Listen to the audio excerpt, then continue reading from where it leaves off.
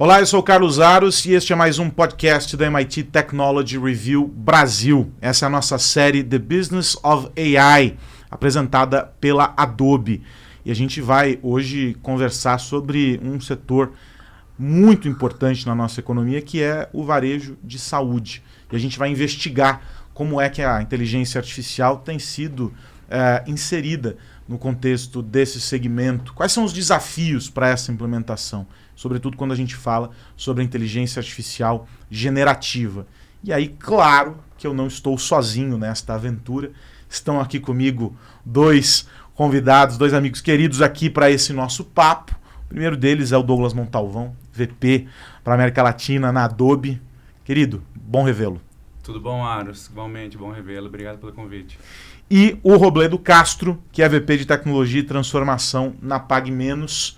Prazer conhecê-lo, afinal nos conhecemos hoje aqui. Muito prazer, muito bom estar aqui hoje. Seja bem-vindo. Direto de Fortaleza para cá, tá vendo? Voltando para São Paulo para curtir o frio aqui ele veio para São Paulo para passar um pouquinho de frio, vai. Isso aí. Só porque você acha que só a gente fica com inveja dele lá, ele também fica com inveja do nosso clima londrino. Exatamente. Senhores, deixa eu começar aqui com vocês, e aí eu quero começar ouvindo você, Robledo, porque quando a gente pensa no varejo, a gente olha o setor como um todo, a gente consegue hoje identificar a jornada de transformação digital e o quão profunda ela foi em diversos setores. Você está numa empresa que é gigante, é um player gigante aqui no Brasil. Imagino que, como o tamanho da sua empresa, os problemas também sejam gigantes. E vocês enfrentam eles, sobretudo quando a gente fala nesse processo de digitalização. O que era lá atrás pensar o digital no varejo, no teu segmento de saúde, e o que é hoje pensar o digital quando a gente tem no final ali do túnel um letreiro gigante escrito IA? Eu acho que no varejo em geral, e posso até falar pelas outras experiências, né? Eu passei também pelo alimentar, né? Passei pelo de brinquedos e agora no farma. Mas eu acho que tem um ponto, né? Lá atrás tinha muito, né? Balcão, cliente, produto, né? Então era o básico. Aí você cresce, né? A gente está agora com 1.700 lojas, né? E praticamente o Brasil inteiro, em todas as bandeiras. E isso traz duas coisas, né? Do lado do cliente, ele começa a ver diferenciais em termos de atendimento, de serviço, né? Ele começa a demandar outras coisas, até porque o mercado também se move. E não estou falando só do digital que aconteceu, né? De comprar, receber online, né? Que até já virou... Apesar de ainda acho que tem muita gente ainda não fazendo direito, a gente inclusive está buscando aperfeiçoar, mas tem toda a parte de atendimento, de serviço, agora se fala muito em saúde, então com o consumidor cria uma necessidade diferente de você atender, ainda mais com essa, né, com tudo espalhado, diferente do que era lá atrás concentrado na loja. E por trás a complexidade que você tem de companhia para atender, né? Às vezes a gente olha muito a digitalização na ponta, ou mesmo a própria AI, mas cara, tem muita capacidade core, que é super, extremamente relevante. Ainda mais, pensa, a gente tem 20 milhões de clientes, cara, com todas as idades, perfis, crônicos, não crônicos, em termos de tratamento e tal. Então você olha, cara, como é que eu precifico? Como é que eu abasteço? Como é que eu monto o cluster? Como é que eu entendo o que os meus colaboradores estão falando, sentindo? Tudo isso cria uma série de necessidades que antes você fazia com muita força bruta, ou até com a tecnologia que era mais uniforme, hoje já é difícil. E aí a inteligência artificial já começa a ser um alavancador, tanto na ponta quanto cliente, mas também muito por dentro nas capacidades chaves que a gente tem. Momentos de produtividade, né? Produtividade, assertividade, personalização, que reflete de fato, né, lá na ponta. E acho que no fim, né, esse é o começo, compreender onde estão esses gargalos e como a tecnologia potencializa. Não é só a relação com o cliente, embora a relação com o cliente seja aquilo que mais aparece, porque está na ponta, está visível, né, para todo mundo ver, mas dentro de casa tem um exercício importante quando a gente pensa nessa digitalização, em especial hoje quando a gente fala em IA, né? Claro. E se a gente pegar o varejo, como o Robledo está falando, o desafio é gigante para eles, principalmente no varejo de saúde, porque no final do dia é um produto que é commodity. Se você não cuida do seu negócio, acaba sendo uma commodity, né? E a questão do preço também é muito transparente hoje em dia. Facilmente um cliente consegue fazer essas comparações sem muitos desafios. Então, como é que você se converte num negócio que realmente, tendo essa realidade, que meu produto pode ser commodity, e fazer essa guerra por preços não é onde eu quero ir, como que você cria esse conceito de personalização em escala para dar essa experiência diferenciada para os consumidores, como o Roblé estava comentando. Como que é esse processo para vocês internamente? Como tem sido? Eu acho que assim, né? A gente também está passando agora por uma transformação grande, né? Acho que depois desse crescimento todo, aquisição da Extra Farma, né? Foram 400 lojas basicamente que entraram. Hoje são mais de 1.000. São 1.700 lojas no total, basicamente todas as unidades da federação. Com uma característica, né? A gente foca muito a acessibilidade, até pelo que traz o nosso nome, né? Então a gente está em regiões assim extremamente de difícil acesso, basicamente onde tem banco e correio, que muitos dos outros players inclusive nem entram. Eu tenho cidade na fronteira com a Bolívia que eu chego de abastecimento de barco, né? Eu tenho que mandar de avião, o avião não chega, eu tenho que mandar de barco para abastecer. Então isso cria uma diferença assim absurda da minha loja aqui no Oscar Freire para minha loja lá no interior do Pará, né? Lá na fronteira. Então eu acho que olhar para esses clientes e começar de fato a não só... A gente pensa sempre, né, na oferta e no impacto dele ou na experiência direta, mas como eu preparo a minha loja para ele, né? Como eu olho como meus colaboradores estão se portando lá na frente, do meu mix de produto, a disposição, a layout, a como é que eu engajo num tratamento. Hoje, se eu pensar 85% da população brasileira não tem plano de saúde. É muita gente, né? Então, assim, cara, como é que eu posso dar um pouco de acesso? Você vai no pronto-socorro, não é uma experiência também muito tranquila. Você vai, às vezes é ou mal atendido, ou atendido muito superficialmente, mas para tampar o buraco ali, depois você procurar um médico. Cara, a farmácia hoje tem condição, né, de atender uma série do cara crônico, que tem diabetes, que tem obesidade, que tem hipertensão, ao cara que está indo mais para, né, a pessoa que está indo mais para beleza, para o cuidado, para o bem-estar. Então, você começa a ter uma variabilidade de coisas. E até bota a gente de novo num sentido de, tá bom, e aí como é que eu quero me posicionar? Eu quero ser um cara que está 100% focado na saúde e no bem-estar, eu quero no apoio, eu vou ser uma loja, tem muita farmácia virando loja de conveniência, que você acha de tudo, de salgadinho, a sorvete, a chocolate. Então, isso abriu demais o leque da farmácia. E não tem como você fazer isso naturalmente com o padrão que a gente sempre fez, né? Porque ou você pega um big box de tecnologia, põe lá, fica quadrado, né? Você tenta acertar, tenta personalizar, não vai. Aí você trava ali. Ou você tem várias funções na companhia. Marketing é uma. Assim, o marketing a gente consegue produtividade de aumento pela diversidade de coisas que você... Foi a coisa mais simples do mundo, fazer peça de marketing para impacto em marketing de performance. Cara, é muita variação. Pelo método antigo, tinha um time gigante. Hoje, conhece as coisas mais simples e já começa a fazer variação e tem uma produtividade enorme. Então, da produtividade que reflete na ponta pela qualidade até no alimentar mesmo, quando eu queria vender um limão, você pode vender um limão para alguém que vai cozinhar, para alguém que vai fazer uma caipirinha, ou para alguém que simplesmente quer fazer uma... A arte importa. A percepção do cliente muda. Conteúdo. E conforme o mesmo produto impactando pessoas diferentes, vão ter apelos diferentes. Agora, criar produtividade para isso, para entregar a experiência, também é um ponto... Então, tem um aspecto muito interessante nessa fala do Roblé, que é o seguinte: as empresas conseguiram entender, talvez, hoje, muito melhor do que há algum tempo, que não é um aspecto isolado. Para que ele consiga entregar essa diversidade de peças para alcançar um universo gigantesco de clientes e impactar com o resultado, foi feito um trabalho anterior. Ou seja, a gestão dos dados para entender quem são esses clientes, ela teve que ser eficiente, né? Fazer com que isso alcance toda a cadeia interna dele de processos também foi uma caminhada que levou tempo, eu imagino, para que você conseguisse dar cobertura para tudo isso, para chegar lá na ponta e falar assim, poxa, hoje meu marketing se beneficia da IA porque eu consigo gerar um volume maior de peças. É um ecossistema, não é isoladamente a ferramenta. Essa é a visão que a Adobe leva para o mercado, né? Exatamente. A gente acredita muito que o componente de diferenciação está na personalização em escala. E como fazer isso, na nossa visão, são esses 3 pilares que você comentou. Dados, orquestração e conteúdo. Né? E se você tem milhões de clientes, como é o caso da PagMenos, como você faz isso no nível de escalabilidade, onde você chega nesses milhões de clientes de forma personalizada, cliente a cliente. E aí o grande foco da Adobe com AI é como colocar essa inteligência dentro dos fluxos de trabalho. Porque a gente vê muita questão de AI generativa quase como um brinquedo, né? Algo super divertido, que eu estou ali, estou criando imagens, estou fazendo coisas super interessantes no ChatGPT ou no Gemini do Google, mas como que a gente pega todo esse potencial e coloca dentro dos fluxos de trabalho do dia a dia das pessoas que estão operando. Esse é o nosso foco. E aí entra a questão dos dados. Eu sempre fico intrigado com esse tema. Porque a gente tem, primeiro, uma questão de confiança na relação com o teu cliente.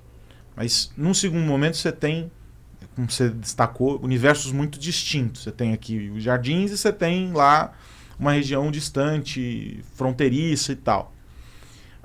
Mas você tem um ambiente regulatório que precisa ser contemplado, tem questões de segurança que vulnerabilizam não só o teu cliente, mas vulnerabilizam o teu negócio. Qual é o desafio hoje para fazer essa gestão? Garantir que você está assumindo, né, coletando as informações que são necessárias e que têm qualidade, que você está protegendo elas e que você está convertendo isso em insights e em resultados importantes para o negócio.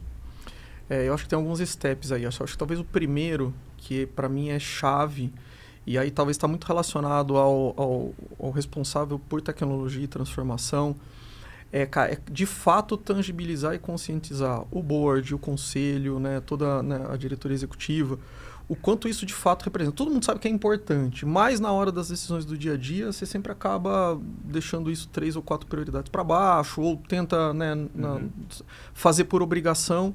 Só que hoje não é só a questão da legislação e a questão, né, do risco de você ter multa ou alguma coisa sentindo no seu negócio. Tem uma questão muito forte de imagem e a gente já tem visto grandes impactos, né? Então, e eu acho que esse é um trabalho de conscientização constante, porque sem isso estar bem alinhado no andar de cima, vamos dizer assim, inclusive com o conselho, isso for de fato uma preocupação genuína, não só uma preocupação, né, para a gente não ter um custo com uma multa, eu acho que é o primeiro step, né? Então, eu acho que esse é o primeiro ponto. O segundo ponto, eu acho que aí é você de fato montar um arcabouço que garanta que isso aconteça, porque, cara, com essa quantidade de base, quantidade de canal, quantidade de sistema, é dado para tudo quanto é lado, e você mandando informações, principalmente quando você, no nosso meio de fato, né, você tem que tomar cuidado com o prontuário de paciente, né, com informações que são sensíveis. Tudo sensível, né? Tudo muito, tem muita coisa regulada, receita, tal, e companhia. Já cria um adicional. E você tem isso muito espalhado, né? Você tem conexão, cara, o nosso ecossistema de conexão é muito grande. É com DataSUS, é com governo, é com empresas locais, autorizadores de desconto, toda essa parte de convênio, quem tem com interface, é desconto pelo convênio X, Y, Z. Vou comprar um Ozempic que tem desconto com a Novo Nordisk, isso passa por um autorizador como se fosse um adquirente. Então, todo esse ecossistema cria uma dificuldade. Então, para mim, o segundo passo é, de fato, estar cuidado com como é que essa arquitetura vai ser, como é que isso está funcionando. E aí o cuidado aqui é também como a gente se estrutura para isso. A gente tem uma área de arquitetura, né? E isso foi a primeira preocupação, né? Chegando na PagMenos, e sempre foi uma preocupação minha. Como é que está a área de arquitetura, tanto da arquitetura de aplicações quanto a arquitetura de dados? Porque a maneira que você se organiza dita a maneira que você vai realizar as coisas e lidar com isso. Porque talvez você ache que está fazendo certo e não está, que para mim é o maior perigo aí, né? Então, eu acho que esse é o segundo ponto. E o terceiro, que eu acho que é não menos importante, né? Porque senão nada acontece. Cara, como é que eu dou de fato para o meu consumidor? Isso é um desafio constante. Que eu acho que a Apple faz muito bem. Eu estava até lendo o livro do Tim Cook, ele bateu muito nisso, né? Cara, como é que eu dou essa transparência para o consumidor e de fato sou genuíno com ele? Nem que isso torne escolhas difíceis, mas eu pense primeiro nele antes de pensar em mim. Normalmente é o contrário, né? Eu penso o que eu preciso fazer com ele para poder vender mais. E isso, às vezes, até nem de propósito passa. Mas e como é que eu faço isso? Mas e deixo ele perceber. Isso não é um negócio fácil, né? Não é só falar, confia em mim que eu vou tratar seus dados. Cara, a gente sabe que não é assim. A gente está no dia a dia o tempo todo preocupado com isso. Eu acho que são 3 grandes preocupações nessa jornada que são batalhas constantes, assim. E não é que você vai ter começo, meio e fim. Cara, é constante. É quase que o conceito de produto de evolução contínua. Eu acho que isso é um produto de evolução contínua o tempo todo. Cultura e evangelização, se preparar em estrutura quanto a isso e fazer o cliente perceber e ver como é que você tangibiliza de maneira verdadeira, né? Então, acho que faz parte do jogo. E esse ponto do consentimento dos consumidores é interessante, né? A gente sempre recebe essa pergunta dos nossos clientes e no final do dia que a gente vê o seu cliente, ele precisa ver qual que é o valor que ele vai receber ao compartilhar os dados dele. Acho que esse é o primeiro ponto. E segundo, ele precisa ter a garantia que esses dados vão estar seguros, né? Vão estar protegidos. Se ele tem essas duas coisas resolvidas na cabeça dele, ele vai estar aberto a compartilhar a informação. Então, tem que ser uma preocupação, realmente, como você falou, genuína das empresas. E num movimento que é o de torná-lo também, vou usar a palavra da moda, empoderado, Claro, sabendo que os dados são dele, Exato. de fato. Porque hoje a gente tem um desafio também quando a gente pensa nessas interfaces, e acho que para vocês isso se apresenta como uma questão importante, que há pessoas com um nível de conhecimento sobre o digital muito grande. O camarada que vai lá, que usa o aplicativo, que compra pelo site, que ativa o cupom de desconto, que isso, que aquilo. E tem um cara que vai chegar lá com um papel, vai deixar no balcão aquele papel da receita e vai ficar esperando alguma coisa acontecer. Ou seja, são universos muito distintos. E você precisa abraçar esse cara que não está conectado e falar, vem cá, porque se eu te colocar nesse universo aqui, as vantagens para você também são maiores. Tem também uma curva de aprendizado do teu cliente em relação a isso, né? Eu acho que esse é um bom ponto, toca até um pouco do que o Douglas falou aqui. É você ter uma visão, talvez um pouco mais de jornada. Porque na maioria das vezes a gente pensa no opt-in, no momento que você precisa do dado, você quer convencer o cara. Não é nessa hora que você vai conseguir. Aliás, na maioria das vezes você cria uma armadilha, né? Porque na hora que você precisa dar um benefício, você fala, então me dá seus dados aqui. Parece que você colocou ele como refém. Exato. Fala, senão você vai chegar aqui, daqui pra frente você não passa. Pô, eu acho que isso tem que ser o contrário. Você vai criando esses micromomentos, né? Como é que você vai criando os micromomentos de valor para que na hora que você precisa seja quase que natural e ele olhe também tudo que está acontecendo. E aí tem uma preocupação de marca, de mercado, do que está acontecendo, do que vaza, como você se posiciona para você também, porque eu acho que, de novo, confiança é uma coisa de construção, né? Uma coisa que você dá no momento X, né? Então, eu acho que tem um pouco disso e não é uma jornada fácil. Agora, o Montalvão, quando a gente olha assim, o cenário amplo, vamos sair do setor dele. Uhum. Vamos olhar para o universo amplo, porque a Adobe se relaciona com diferentes setores, tá com todo mundo ali. Essas mesmas questões, elas se apresentam com as suas variações. E como é o processo de entendimento daquilo que a empresa precisa? Porque talvez no segmento dele, todos os players enfrentem as mesmas questões. Mas elas são diferentes para cada um no processo de implementação, porque são culturas diferentes nas empresas, são maneiras de se relacionar com o cliente, e estruturas e tal. Como é esse processo de customizar essa relação com a tecnologia que vocês entregam para uma experiência que lá na frente vai remodelar a vida daquela empresa? Você ficaria surpreso o quão transversal são esses desafios, na verdade. Aí tem indústrias que são mais reguladas, outras menos. Acho que a sua indústria é uma que é bastante regulada.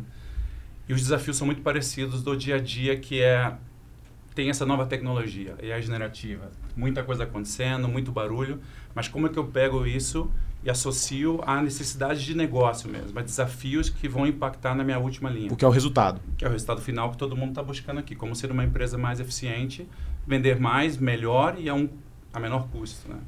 E a gente sente esse desafio ainda onde as empresas muitas vezes querem adotar certas tecnologias, mas para que eu quero adotar essa tecnologia não está muito claro ainda.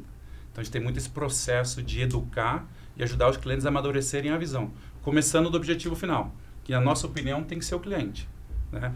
Esse conceito que a gente fala de não competir por preço, nem por produto e competir por experiências, isso é cross. Se você é um banco, se você é um varejo, se você é uma empresa de telecomunicações, se você é uma manufatura, sabe que preço e produto pode ser commodity de qualquer indústria. E se esse é seu objetivo, né, de forma genuína, colocar o cliente no centro para escutar quais são essas necessidades e entregar as melhores ofertas, as melhores experiências, daí para trás eu vou construindo e vou agregando a AI generativa ou a AI, que já existe há muitos anos, em cada uma dessas etapas onde ela agregue valor de verdade, né? Não só ter uma tecnologia por ter no final do dia. E esse eu acho que é um ponto que pega bem assim, né? Falando, né? A gente sempre fala da AI generativa que é na moda, mas eu vou voltar até no exemplo do fundador do Waze, né? Que ele até tem um livro famoso lá. Cara, começa pelo problema. Exato. É isso. Exato. Né? E a gente tem a mania de, às vezes, pensar na solução e ver onde eu posso aplicar. Parece óbvio, todo mundo já sabe, tá no jargão, mas a gente vê isso acontecendo todo santo dia, né? Eu tenho esta solução em busca de um problema. Exatamente. Assim, a gente mesmo está remodelando a nossa área de inovação lá na PagMenos, a gente tem um Labs, que está funcionando muito no sentido contrário. Cara, eu fico procurando coisas interessantes, aí eu venho para dentro e vejo se aquilo tem aplicação. Cara, na maioria das vezes isso vai esbarrar, o cara tá com outro foco, outra coisa, aí o negócio vai para a parede. É uma energia que foi embora. Então você gasta uma energia. Bom, vamos inverter. Vamos partir do problema. Antes até de buscar a solução, eu qualifiquei bem esse problema. Esse problema, ele é relevante? Ele tem tamanho? Ele vai gerar escala? Porque às vezes eu saio resolvendo um problema também que parece muito bacana do meu ponto de vista. E, de novo, parece óbvio, mas é o que você vê todo santo dia. Assim, você encontra, cara, e eu, de novo, passando pelos últimos, passando pelo automotivo, pelo brinquedo, pelo alimentar e agora por farma, você vê isso se repetindo em todos os mercados, cara. Assim, a gente tomando decisão por uma coisa que parece muito bacana. Mas antes de fazer 2 perguntas muito importantes. Primeiro, esse problema é de fato relevante ou ele é relevante talvez para um público muito pequeno que vale a pena, né, que não gera escala. E o segundo ponto, ele está de fato conectado com o meu propósito? Então, sei lá, vou fazer agora uma assinatura de XPTO. Legal. Putz, parece uma ideia bacana, faz o business case, para de pé, mas antes de qualquer coisa, cara, isso atende. O que eu me propus? Além de ir no cliente no centro, tá bom, o que eu estou me propondo fazer? Vamos supor, eu vou ser o melhor cara do mercado em tratar o crônico. Pô, talvez isso para um crônico seja super relevante, eu tenho que botar isso talvez num estratégico, porque o cara compra remédio recorrente, isso faça muito sentido. Se não for, eu tiver um outro foco, talvez, e tem 1000 focos na saúde, talvez não faça tanto sentido assim. E eu acho que isso é o grande ponto, porque aí depois não tem só aerogenerativa, cara, a gente tem uma cacetada de coisa aí que a gente pode usar de arcabouço de inteligência artificial que atende muito bem o problema. E às vezes bem mais simples do que a gente imaginava. E aí tem um detalhe nessa história, que é o quanto a cultura da empresa está orientada para essa identificação do problema como um meio do caminho. E não como um entrave para algo que vai surgir. E na outra mão, o quanto também a cultura da empresa está orientada a adotar as ferramentas de maneira que a ferramenta seja um recurso para a equipe, que a ferramenta seja um atalho para um processo que talvez esteja sobrando, ou que esteja incompleto, ou qualquer coisa do gênero. Porque muitas vezes a gente fica olhando assim, eu tenho isso aqui e eu vou lá, acho que é como um produto que eu pego na prateleira, tiro da caixa, aperto um botão e tudo se resolve. Existe um processo de implantação, existe uma curva de aprendizado interna e, mais do que isso, existe uma incorporação no contexto do usuário. Porque no fim do dia, o cara que está trabalhando ali é quem melhor reconhece o problema, é quem melhor reconhece o caminho onde ele tem que chegar. E a ferramenta tem que ser recurso. Acho que tem uma imagem um tanto equivocada, né? Estudo disso, que a IA vai roubar não sei o quê. Porque a produtividade... Não, mas a produtividade, mas você está demitindo... Não é por aí, o caminho não é esse, é uma outra construção. E quem vive isso de fato consegue tangibilizar essa relação. Né? A nossa visão e como estratégia, a gente quer incluir, a gente já está fazendo isso, incluir a IA generativa dentro dos fluxos de trabalho.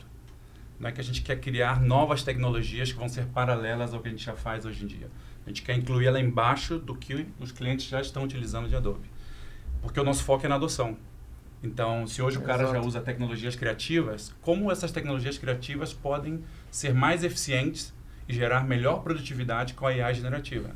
Se o nosso cliente já está utilizando as nossas tecnologias de dados, de orquestração de jornadas, como eu incluo a IA generativa ali dentro para gerar essa melhoria nas atividades e essa escalabilidade?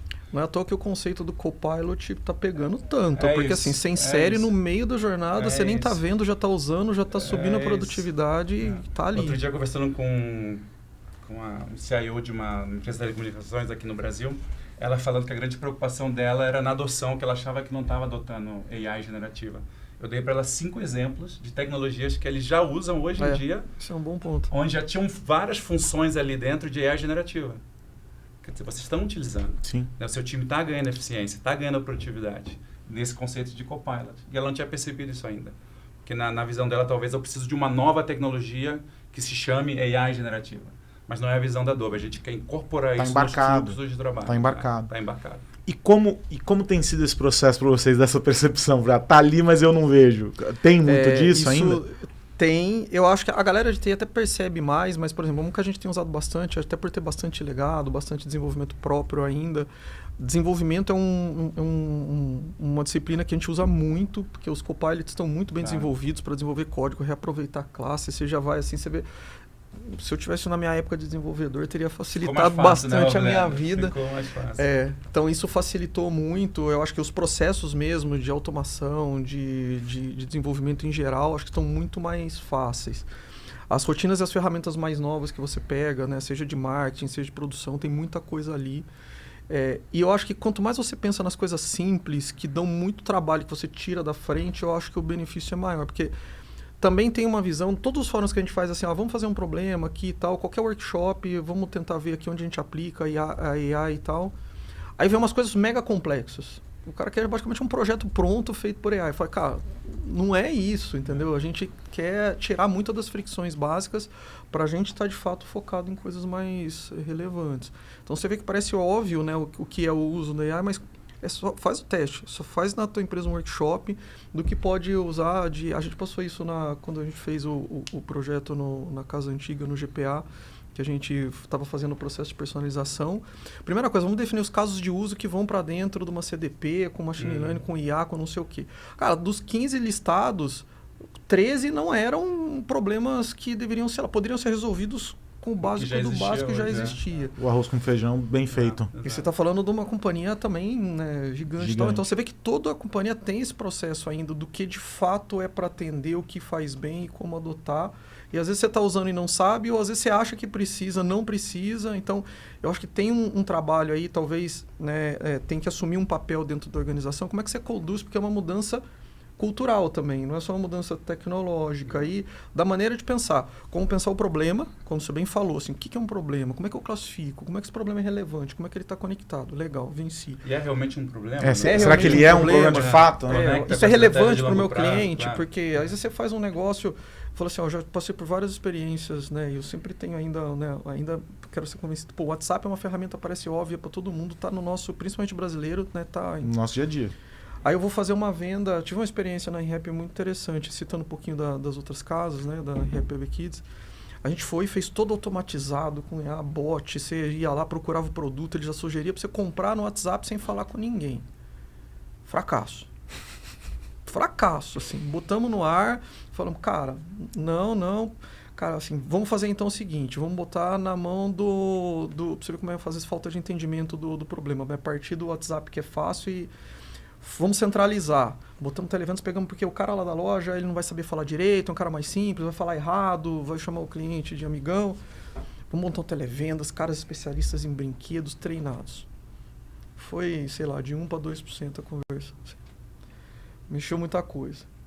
Aí, cara, começamos a escutar o cliente, falando, vamos testar com a loja? Bota na mão do vendedor. Aí a gente descentralizou o WhatsApp, né? Só fazia a gestão da loja mais próxima para te atender. Cara, mas assim, multiplicou por 10 a conversão. Qual era o problema do cara? Ele queria uma consultoria. Claro, é isso. Queria falar ele não sabia se o brinquedo era grande, se era alto, se servia para uma criança XPTO. Aí o cara, com a maior, assim... meio macarrônico mesmo, assim, né? Filmando lá com o celular o brinquedinho, botando... Mandava uma foto do brinquedo. Era muito mais efetivo. Aí a gente viu que o valor estava no atendimento na relação do humana, cara, né? usando o WhatsApp como meio, mas não como automação e toda a IA que a gente colocou. Então, de novo, classificamos o problema ali de trás para frente, aprendemos, demos cabeçada. Aí você vai evoluindo para as próximas etapas. Você falou, começaram com uma visão de dentro para fora, não do cliente para dentro de casa. E você faz, por isso eu falo, você está o tempo todo com isso quando você cai nessa armadilha. Assim. E aí, toda vez que a gente pensa nessas ferramentas, o objetivo é escalar. É eu sair de algo para algo maior. Ponto. Isso gera a necessidade de que os outros recursos eles sejam também escaláveis. E aí entra a cloud. A gente consegue sanfonar períodos de maior demanda, de menor demanda e etc. E a gente tem a grande discussão de como fazer isso, essa transição para as empresas que ainda não estão no processo, de como definir isso melhor. Hoje é condicionante fazer essa escolha com base no recurso que você está embarcando. naquilo que você está colocando. Não é isoladamente, eu tenho que migrar para uma... Não, peraí. Para onde eu estou indo? Como eu estou indo? O que o mercado, os vários mercados, têm feito a respeito? Eu diria que hoje a escalabilidade não é mais um problema. Não sei a sua opinião, Robledo, mas em termos tecnológicos, superada. Onde a sua visão chega, a tecnologia consegue te acompanhar. Em algum momento era uma trava, sei lá, 5, 10 anos atrás. Hoje já não. Então, se você tem muito claro aonde você quer chegar, qual que é a arquitetura adequada, tem que ter um plano de voo, né? A tecnologia vai te acompanhar. E eu acho que o grande diferencial que a IA generativa traz, e a gente fala muito disso, se você pensar, milhões de clientes, quantidade de canais que existem hoje disponíveis, tanto digitais como físicos, os diferentes modelos de negócio, a velocidade como as coisas acontecem, a IA generativa, o que ela está fazendo é te gerar essa escalabilidade ainda maior, né, para você atender esse cliente em tempo real, nesses diferentes canais, nas diferentes necessidades que eles vão ter naquele segundo. Então, hoje não é mais um desafio. Tanto você falar em tempo real, capturar essa informação que está acontecendo e reagir de volta com um conteúdo adequado e personalizado, tecnicamente... Está superado. É mais qualquer visão de negócio. Talvez, assim, eu acho que eu colocaria 2 desafios, né? Aquele que eu falei primeiro, porque o varejo vem naturalmente, né? A grande parte do varejo são empresas familiares que cresceram muito, viraram multinacionais, algumas adquiridas e tal. Carrega um vamos dizer assim, um legado muito grande. E quando você chega com as tecnologias mais novas e esse mundo funcionar em conjunto, volta na visão de arquitetura e roadmap que você tem que montar um jogo de xadrez muito bem montado. E se você quebra-cabeça, né? Você vai um quebra-cabeça. E para mim é igual uma guerra, assim. Porque se for batalha a batalha, você vai começar a dar cabeçadas. Já passei por isso. Então é a hora de você olhar, montar uma estratégia no tudo e voltar.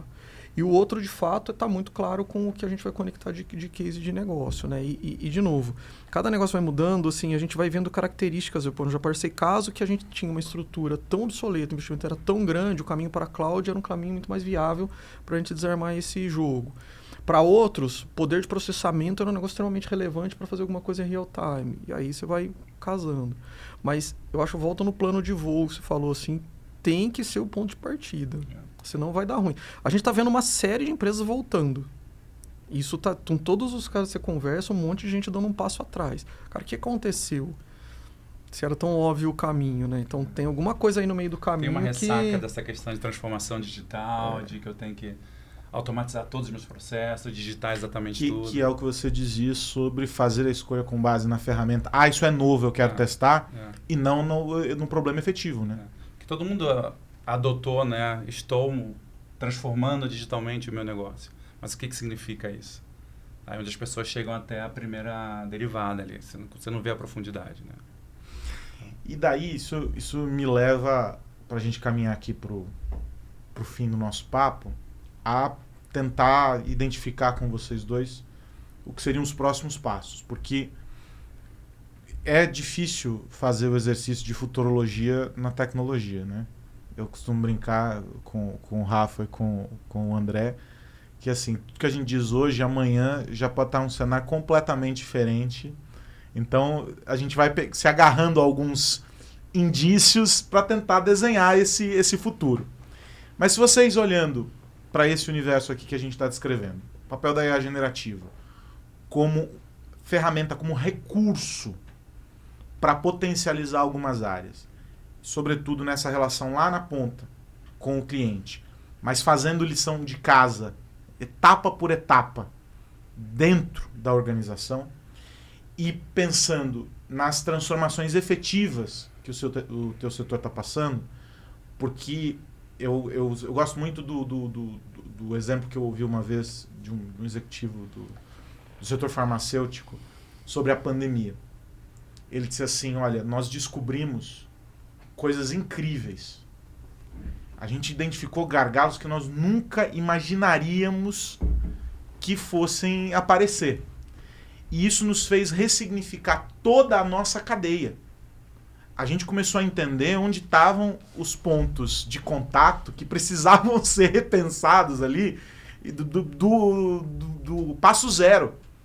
Porque aquilo já não fazia sentido num momento de alta demanda, em que estava tudo estressado, tudo no limite, e só tínhamos a gente para nos salvar. Ele falou, e aí a gente começa a entender que as farmácias não estavam integradas. Ele falou assim, muita farmácia não conseguia receber a receita digital que estava viabilizada pela teleconsulta. Ele falou, então não adiantava eu conseguir levar o medicamento até lá, fazer a minha logística funcionar, a farmácia não conseguia dar baixa naquilo, porque era um remédio controlado, que tinha toda uma questão. Então, a gente foi entendendo onde estavam esses processos. Ele falou assim, isso mudou para nós, desde o ponto de vista de produção, ele da indústria. Ele falou, até a última ponta, na nossa relação lá na frente com a farmácia. E você está do outro lado, você é a ponta que leva a isso. Então, a minha pergunta aqui nessa nossa brincadeira de futurologia é a seguinte, olhando para esse cenário hoje, e esses desafios que você descreveu aqui, e como você tem endereçado soluções para eles, qual é a próxima fronteira? Para onde o setor se orienta? O balcão ainda é importante? A loja lá na ponta, 1.700 lojas, ainda é importante? Ou o caminho é começar a levar esse cliente para o digital pensando num outro modelo? O que vem como suporte dessa transição tecnológica? Eu acho que, primeiro, assim, a loja com certeza continua muito importante. Eu acho que a gente foi para um pêndulo, voltou para o outro, estamos no meio do caminho. Eu acho que até vejo muita empresa parando de perseguir aquele negócio de X% de receita digital. A gente mesmo abandonou isso e falou assim, cara, o que é relevante para o nosso negócio como um complemento de jornada? Porque hora você vai precisar do digital, hora você vai precisar é o mesmo cliente. Do físico, é o mesmo cliente. Então, cliente assim, vê a gente como um único. É isso aí. Então, assim, a gente até parou de perseguir isso de percentual do digital e olhar muito para se isso está de fato completando a jornada. Isso eu acho que é um ponto bom. E eu acho que os próximos passos, eu acho que primeiro começar de fato a revisitar a visão de jornada, porque nessa visão de jornada aparecem várias fricções. Seja a jornada do que toca o cliente, seja a jornada do colaborador, vamos chamar assim, né? A gente está até chamando exatamente dessas duas maneiras. Jornada do cliente e jornada do colaborador. Essas coisas duas em conjunto tendem a entregar uma experiência melhor. Quais são esses principais processos core nos dois aqui, para eu entender de fato a fricção quando eu olho o processo como um todo? Porque, por incrível que pareça, ainda grande parte, como a gente sempre é organizado por silos funcionais, né, toda organização ainda mantém muito essa organização, as soluções também saem em pedaços, né? Conecta tudo junto, criam as fricções. Criam as fricções, eu acho que você perde experiência. Né? Pode pegar hoje a quantidade, a gente mesmo está lutando com isso, de uma coisa ainda que deveria estar um domínio total.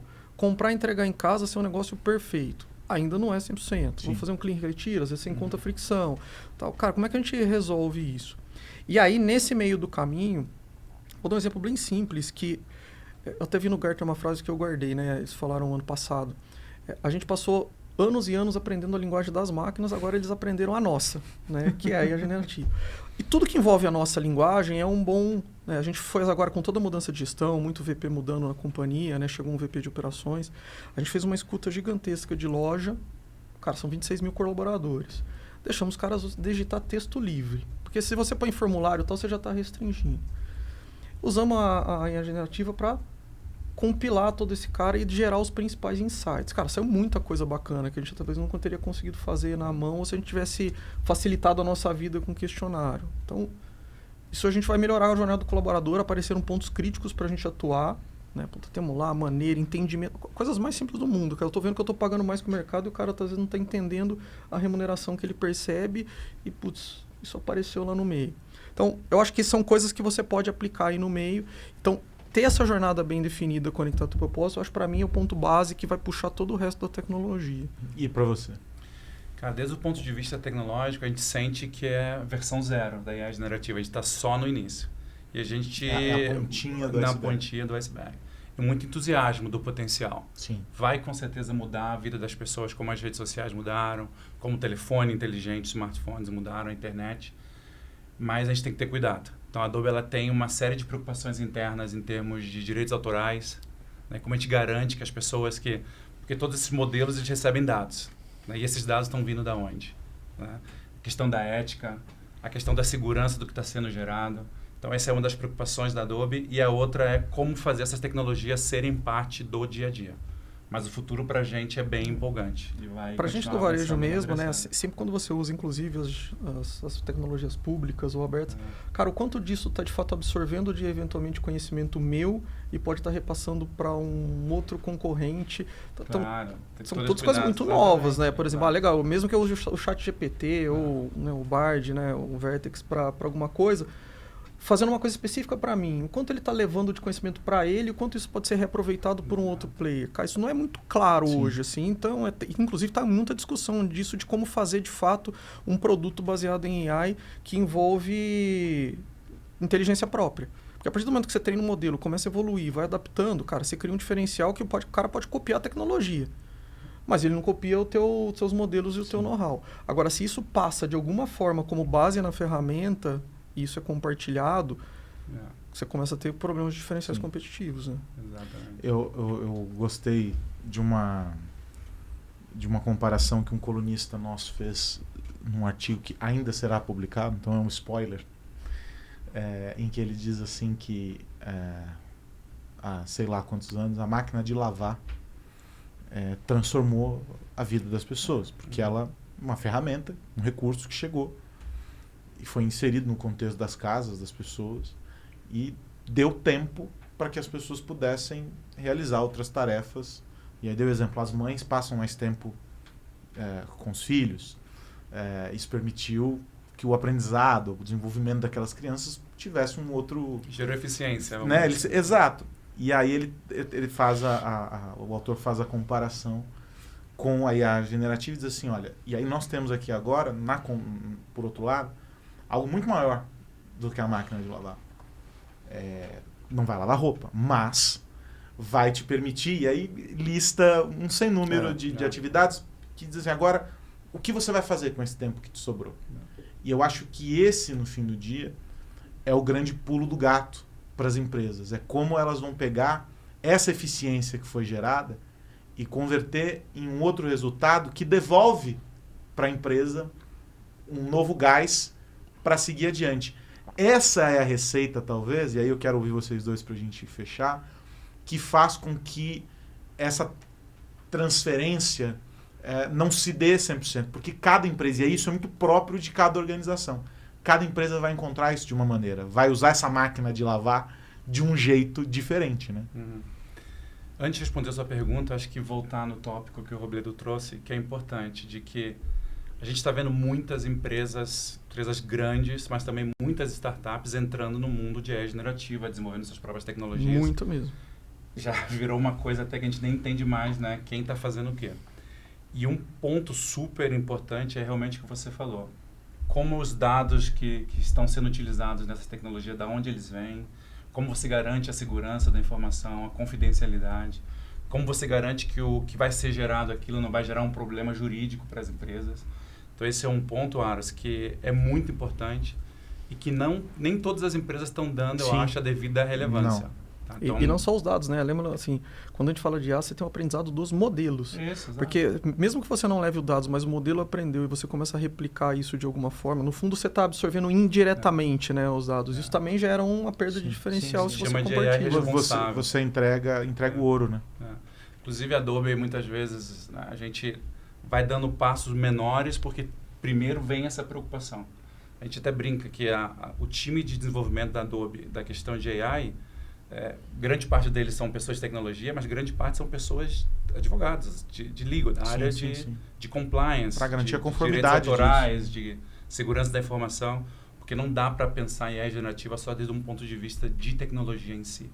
Então, esse ponto de atenção para as pessoas que estão escutando, ter muito cuidado da onde está vindo essas informações, principalmente empresas menores que estão começando agora, qual que da onde tudo isso está sendo criado, né? Então, tem que ser questionado. E tem um aspecto interessante, que é boa parte das empresas lá na ponta não estão olhando esse aspecto, porque elas assumem que alguém está olhando para isso, que isso já foi resolvido. Então, se vocês, enquanto fornecedor, né, não se cercarem desse cuidado, até para levantar o alerta para o cliente, eu vou até aqui, mas daqui para lá, vocês é que têm que abraçar essa questão e tal. Isso acaba passando batido, né? Em segurança, a gente vê muito isso, o desespero de quem entrega a tecnologia, que diz assim, peraí, ó, não é só apertar o botão e vai, né? Não é assim, se você do outro lado não se garantir com tal processo, isso não vai acontecer. E tem essa história de, peguei a solução, botei para rodar, o fornecedor responde por tudo. E não é essa a realidade, né? Exatamente. Então, esse ponto é super, super relevante mesmo. E aí, na pergunta que você tinha feito anteriormente, a AI, como a gente vê, ela potencializa a capacidade humana. Esse é o nosso objetivo. Potencializar o que as pessoas hoje já estão gerando. E o dinamismo dos negócios, a velocidade como as coisas acontecem hoje é tão grande e tudo é tão rápido, e é tudo na casa dos milhões, são milhões de clientes. São milhões de conteúdo que eu tenho que gerar de forma digital nos meus canais digitais. São vários canais diferentes, são modelos de negócio diferentes. Então, a gente fala que hoje já existe uma demanda de negócio que a gente não consegue atender só como seres humanos. Então, a gente já precisa de tecnologia para poder escalar. Então, desde do nosso ponto de vista, a gente está, na verdade, mais diminuindo um gap que já existe. Sim. Então, se realmente eu quero entender a necessidade de cada um dos meus consumidores, reagir em tempo real, entregar para ele a melhor oferta, a melhor experiência, naquele momento que ele está no meu canal, independente se é um canal físico ou um canal digital, esse processo, ele requer muita tecnologia e a AI generativa, ela vem exatamente para poder cumprir esse gap. Porque se a gente pensa a quantidade de conteúdo digital que você tem que gerar por dia. Né? Dá para fazer uma correlação. Antigamente, quando surgiu a Revolução Industrial, que surgiu a máquina a vapor, que não foi só o tempo livre que ele liberou. Na verdade, ele deu uma potência tão grande de fazer que se você não tivesse, você podia pôr 1000 cavalos, você não ia conseguir fazer a mesma coisa. A força bruta já não conseguia acompanhar, aí você ficava para trás. Isso. Então, eu acho que tem esses dois pontos mesmo. De fato, e isso talvez seja um grande... Porque você fala que vai ter uma experiência diferente, mais cedo ou mais tarde vai ter a novidade, mas daqui a pouco todo mundo está fazendo a mesma coisa. Já então, não é mais tão novo. isso vai ser sempre assim. Então, no fundo cara, eu melhorei a produtividade, deixei tempo livre. Cara, como é que eu vou usar melhor esse tempo para inteligência? Isso eu acho que é um ponto super relevante. E o outro cara, eu preciso potencializar isso, porque também, senão eu vou continuar apostando em cavalo e o cara tá colocando uma máquina a vapor do lado, vai chegar uma hora que não vai ter cavalo suficiente que vai conseguir fazer a mesma coisa. Isso aí. Senhores, quero agradecê-los pelo papo, pelas ideias aqui. Robledo Castro, VP de Tecnologia e Transformação na PagMenos. Obrigado por ter vindo, pela conversa, foi um prazer. Imagina, eu que agradeço aí, foi super bacana o bate-papo, rever os amigos aí. Muito obrigado. E o Douglas Montalvão, que é VP América Latina na Adobe, também muito obrigado, querido. Obrigado a você, a parceria de sempre. Obrigado, Robledo, por ter vindo lá do calor pro frio pra gente ter essa conversa aqui hoje. Eu tava só mandando foto da praia pros amigos de São Paulo, mas aí eu tava sentindo saudade de vir passar frio aqui. Veio passar um pouco de frio aqui. Olha só, esse foi mais um episódio da série de podcasts The Business of AI, que é uma produção da MIT Technology Review Brasil, apresentado pela Adobe Experience Cloud. E eu convido você a assistir aos demais episódios, a ouvir os demais episódios nas nossas plataformas lá no site da Technology Review, acompanhando também nos agregadores de podcasts. E você sabe, para continuar acompanhando tudo que acontece no mundo dos negócios, da tecnologia e da sociedade e na conexão entre esses três universos, é só você ficar ligado em mittechreview.com.br. A gente continua falando por lá. Um grande abraço, até a próxima. Tchau, tchau.